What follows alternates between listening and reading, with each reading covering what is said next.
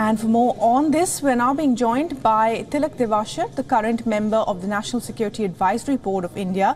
He's also the former Special Secretary, Government of India, and has, of course, also written 3 books on Pakistan. Tilak Devashar, thanks very much indeed for joining us on the show tonight. And your thoughts on this election in Pakistan. International publications have called this the least credible election with a major footprint of the army, as always. What do you think? Indeed. The pre-poll rigging has been so extensive and so comprehensive that any government who comes into power after these elections is going to have a major crisis of legitimacy.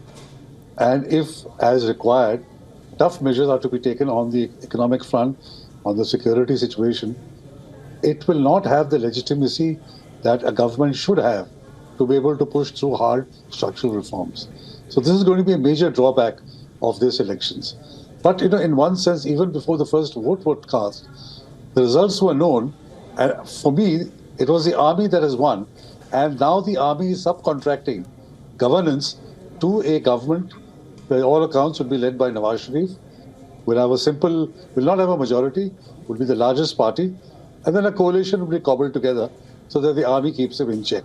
But I think the credibility and the legitimacy of these elections are very much in doubt.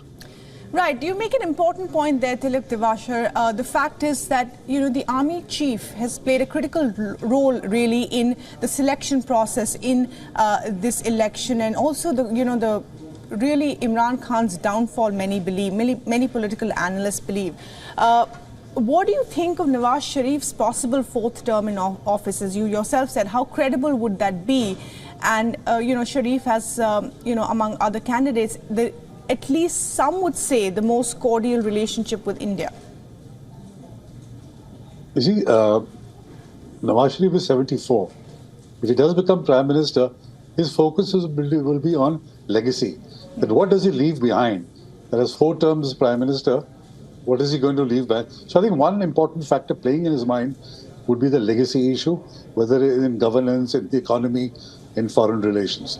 So we may find a little different Nawaz Sharif this time than for his previous 3 terms.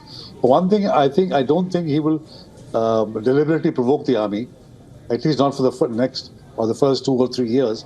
Thereafter, maybe he gets his itch back and he tries it.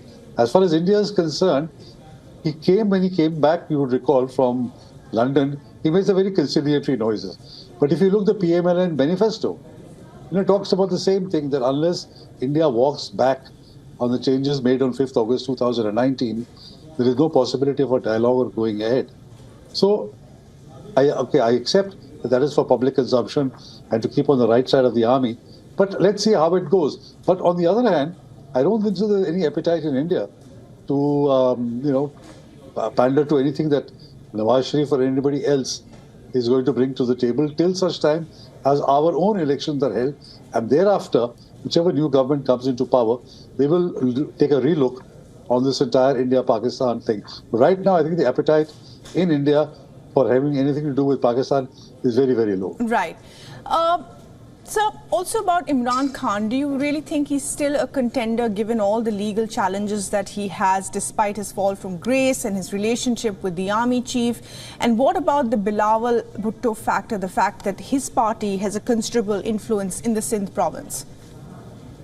So, I don't think so that Imran Khan has much of a chance in this election. But at the same time, we can't write him off. 3 or 4 years' time, depending on how Nawaz Sharif proceeds, the army will keep him in reserve. Maybe they'll pull him out. Every politician like Nawaz Sharif has come back 3 times. So maybe they'll bring back Imran Khan. So when they want to, those cases will get removed in a jiffy. So they will keep Imran Khan in reserve in case Nawaz Sharif runs foul of them and 2 or 3 years down the road. Whereas Bilawal Bhutto is concerned, yes, he's another card that the army has. But I think he requires a lot of maturity still. He needs to get the experience of running a government or being in government.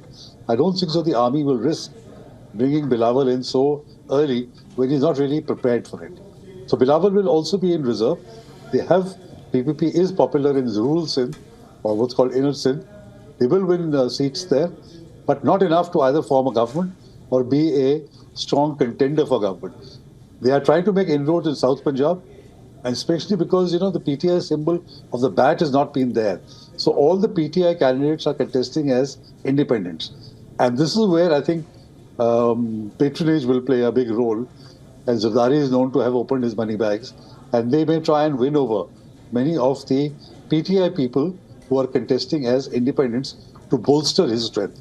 So I think the election results will be an indicator of which way how the road lies for the PPP. You never know, but despite all the bad blood and the kind of statements that Bilawal has been making, you may well find there's a coalition between the PPP and the PML again to run the government. Right, that would be an interesting situation. Once again, of course, the PPP played an important role in the last elections. Could it be kingmaker in this election as well? And of course, could this be Nawaz Sharif's fourth term in office, and would he be lucky in his fourth term to complete it? Those are questions, of course, which we will know by later tonight. Tilak Devashar, always a pleasure talking to you. Thanks very much indeed. Thank you, Barry. Thank you. Nice talking to you too. For all the latest news, download the WION app and subscribe to our YouTube channel.